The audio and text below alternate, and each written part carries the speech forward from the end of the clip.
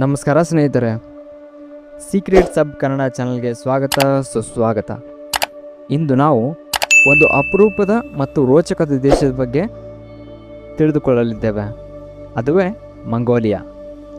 China ಮತ್ತು ರಷ್ಯಾದ ನಡುವೆ ನೆಲೆಸಿರುವ ಈ ದೇಶವು ತನ್ನ ವಿಶಾಲತೆ, ಸಂಸ್ಕೃತಿ ಮತ್ತು ಅದ್ಭುತ ಇತಿಹಾಸದಿಂದ ವಿಶ್ವದಲ್ಲೇ ವಿಶಿಷ್ಟ ಸ್ಥಾನವನ್ನು ಪಡೆದುಕೊಂಡಿದೆ.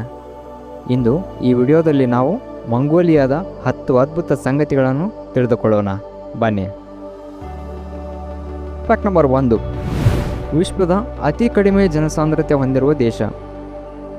ಮಂಗೋಲಿಯಾ ವಿಶ್ವದ ಅತಿ ಕಡಿಮೆ ಜನಸಾಂದ್ರತೆ ಹೊಂದಿರುವ ಸಾರ್ವಭೌಮ ರಾಷ್ಟ್ರವಾಗಿದೆ.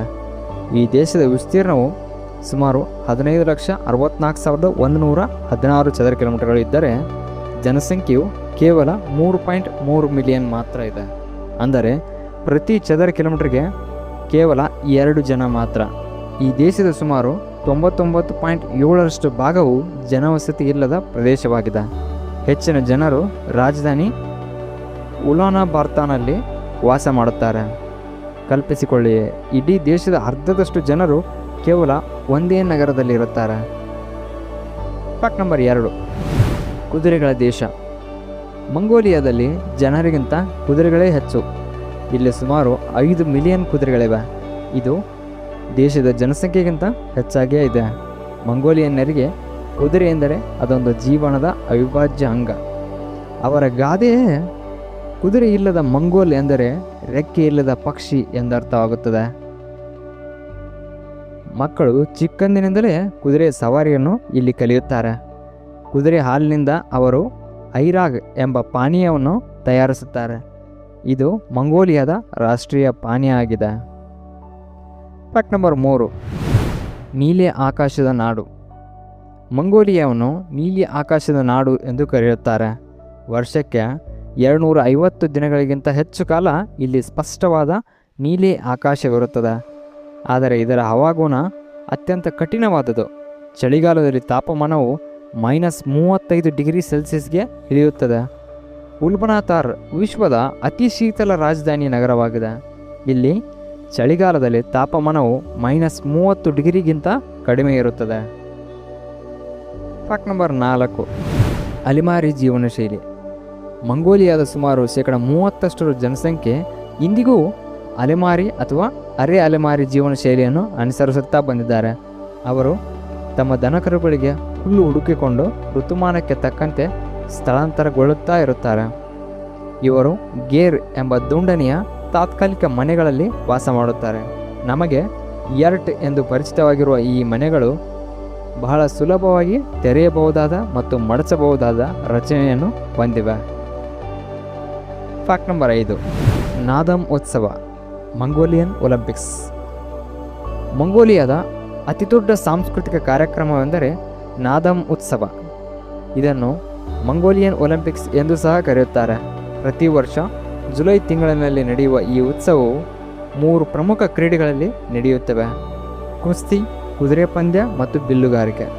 ಇವುಗಳನ್ನು 3 ಪುರುಷರ ಕ್ರೀಡೆಗಳು ಎಂದು ಕರೆಯಲಾಗುತ್ತದೆ. ಈ ಕ್ರೀಡೆಗಳು ಮಂಗೋಲಿಯಾದ ಪ್ರಾಚೀನ ಯೋಧರ ಸಂಪ್ರದಾಯದಿಂದ ಬಂದಿವೆ. Fact number 6. ಚೆಂಗಿಸ್ ಖಾನ್ ಮತ್ತು ಮಂಗೋಲ್ ಸಾಮ್ರಾಜ್ಯ. ಮಂಗೋಲಿಯಾ ಚೆಂಗಿಸ್ ಖಾನ್ನ ಜನ್ಮಸ್ಥಳ. 1706ರಲ್ಲಿ ಚೆಂಗಿಸ್ ಖಾನ್ ಮಂಗೋಲ್ ಸಾಮ್ರಾಜ್ಯವನ್ನು ಸ್ಥಾಪಿಸಿದರು. ಇದು ಇತಿಹಾಸದಲ್ಲೇ ಅತಿದೊಡ್ಡ ನಿರಂತರ ಭೂ ಸಾಮ್ರಾಜ್ಯವಾಗಿತ್ತು. ಈ ಸಾಮ್ರಾಜ್ಯವು ಜಪಾನ್ನ ಸಮುದ್ರದಿಂದ ಪೂರ್ವಕ್ಕೆ ಯುರೋಪ್ನವರೆಗೆ ವಿಸ್ತರಿಸಿಕೊಂಡಿತ್ತು. ಮಂಗೋಲಿಯನ್ನರು ಚೆಂಗಿಸ್ ಖಾನ್ ಅವರನ್ನು ತಮ್ಮ ಸ್ಥಾಪಕ ಪಿತಾಮಹ ಎಂದು ಇಲ್ಲಿ ಪೂಜೆ ಮಾಡುತ್ತಾರೆ. ಅವರ 40 ಮೀಟರ್ ಎತ್ತರದ ದೈತ್ಯ ಪ್ರತಿಮೆ ಇಂದು ಮಂಗೋಲಿಯಾದ ಪ್ರಮುಖ ಆಕರ್ಷಣೆಗಳಲ್ಲಿ ಒಂದಾಗಿದೆ. Fact number 7. ಗೋಬಿ ಮರುಭೂಮಿ, ಡೈನೋಸಾರ್ಗಳ ನಾಡು. ಮಂಗೋಲಿಯಾದ ದಕ್ಷಿಣ ಭಾಗದಲ್ಲಿ ಗೋಬಿ ಮರುಭೂಮಿ ಇದೆ. ಇದು ಏಷ್ಯಾದ ಅತಿದೊಡ್ಡ ಮರುಭೂಮಿಗಳಲ್ಲಿ ಒಂದಾಗಿದೆ. ಆದರೆ ವಿಶೇಷವೆಂದರೆ ಇದು ವಿಶ್ವದ ಅತಿದೊಡ್ಡ ಡೈನೋಸಾರ್ ಪಳೆಯುಳಿಕೆಯ ತಾಣವಾಗಿದೆ. ಇಲ್ಲಿ ಅನೇಕ ಡೈನೋಸಾರ್ಗಳ ಮೊಟ್ಟೆಗಳು ಮತ್ತು ಅಸ್ಥಿ ಪಂಜರಗಳು ಪತ್ತೆಯಾಗಿವೆ. ಗೋಬಿಯು 2 ಡುಬ್ಬದ ಒಂಟೆಗಳ ನೆಲೆಯಾಗಿದೆ ಕೂಡ. ಇವುಗಳು ಅಳಿವಿನಂಚಿನಲ್ಲಿರುವ ಪ್ರಭೇದವಾಗಿವೆ. Fact number 8. 2 ಡುಬ್ಬದ ಒಂಟೆಗಳು. ಬ್ಯಾಕ್ಟ್ರಿಯನ್ 2 ಡುಬ್ಬದ ಒಂಟೆಗಳು ಮಂಗೋಲಿಯಾದ ಮೂಲದವಾಗಿದೆ. ಇವುಗಳ ಸಂಖ್ಯೆ ಕಡಿಮೆ ಆಗುತ್ತಿರುವ ಕಾರಣ ಪ್ರತಿ ವರ್ಷ 1000 ಒಂಟೆಗಳ ಉತ್ಸವವನ್ನು ಆಯೋಜಿಸಲಾಗುತ್ತದೆ. ಈ ಉತ್ಸವದಲ್ಲಿ ಒಂಟೆಗಳ ಸೌಂದರ್ಯ ಮತ್ತು ಶಕ್ತಿಯನ್ನು ಪ್ರದರ್ಶಿಸಲಾಗುತ್ತದೆ ಮತ್ತು ಈ ಪ್ರಭೇದವನ್ನು ಸಂರಕ್ಷಿಸುವ ಪ್ರಯತ್ನಗಳು ಅವುಗಳ ಬಗ್ಗೆ ಜಾಗೃತಿ ಮೂಡಿಸಲು ಈ ಉತ್ಸವವನ್ನು ಕೈಗೊಳ್ಳಲಾಗುತ್ತದೆ. Fact number 9, ಹಿಮಚರಿತೆಗಳ ಆಶ್ರಯಧಾಮ. ಮಂಗೋಲಿಯಾ ವಿಶ್ವದ ಹಿಮಚರಿತೆಗಳ ಜನಸಂಖ್ಯೆಯಲ್ಲಿ 1/3 ನೆಲೆಯಾಗಿದೆ. ಈ ಅಪರೂಪದ ಮತ್ತು ಸುಂದರ ಪ್ರಾಣಿಗಳು ಮಂಗೋಲಿಯಾದ ಪರ್ವತ ಪ್ರದೇಶಗಳಲ್ಲಿ ವಾಸ ಮಾಡುತ್ತವೆ. ಇವು ಬಹಳ ಅಪರೂಪಕ್ಕೆ ಕಾಣಸಿಗುವ ಪ್ರಾಣಿಗಳಾಗಿದ್ದರಿಂದ ಮಂಗೋಲಿಯಾ ಈ ಪ್ರಭೇದದ ಸಂರಕ್ಷಣೆಯಲ್ಲಿ ಪ್ರಮುಖ ಪಾತ್ರವನ್ನು ವಹಿಸುತ್ತದೆ. ಫ್ಯಾಕ್ಟ್ ನಂಬರ್ 10, ಗಂಟಲು ಹಾಡುಗಾರಿಕೆ ಹೂಮಿ. ಮಂಗೋಲಿಯಾದ ಹೂಮಿ ಅಥವಾ ಗಂಟಲು ಹಾಡುಗಾರಿಕೆ ವಿಶ್ವದಲ್ಲೇ ವಿಶಿಷ್ಟವಾದ ಸಂಗೀತದ ಪ್ರಕಾರವಾಗಿದೆ. ಇಲ್ಲಿ ಒಬ್ಬ ಗಾಯಕ ಏಕಕಾಲದಲ್ಲಿ 2 ಅಥವಾ 3 ವಿಭಿನ್ನ ಸ್ವರಗಳನ್ನು ಹೊರಡಿಸಬಲ್ಲ. ಈ ಕಲೆಯನ್ನು ಸ್ವರ ಬೌಫೋನಿಕ್ ಎಂದು ಕರೆಯುತ್ತಾರೆ. ಇದು ಪ್ರಕೃತಿಯ ಶಬ್ದಗಳನ್ನು ಅನುಕರಿಸುವ ಪ್ರಯತ್ನವಾಗಿದೆ ಎನ್ನಲಾಗುತ್ತದೆ.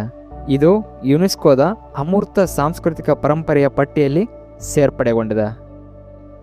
ನೋಡಿದ್ರಲ್ಲ ಸ್ನೇಹಿತರೆ, ಮಂಗೋಲಿಯಾ ಕೇವಲ ಒಂದು ದೇಶವಲ್ಲ, ಅದು ಒಂದು ಅದ್ಭುತ ಅನುಭವ. ಕುದುರೆಗಳಿಂದ ತುಂಬಿದ ಹುಲ್ಲುಗಾವಲುಗಳು, ಅಲೆಮಾರಿಯ ಜೀವನ ಶೈಲಿ, ಚೆಂಗಿಸ್ ಖಾನ್ನ ಐತಿಹಾಸಿಕ ಸಾಮ್ರಾಜ್ಯ ಮತ್ತು ವಿಶಿಷ್ಟ ಸಂಸ್ಕೃತಿ ಇವೆಲ್ಲವೂ ಮಂಗೋಲಿಯಾವನ್ನು ವಿಶೇಷವಾಗಿಸಿವೆ.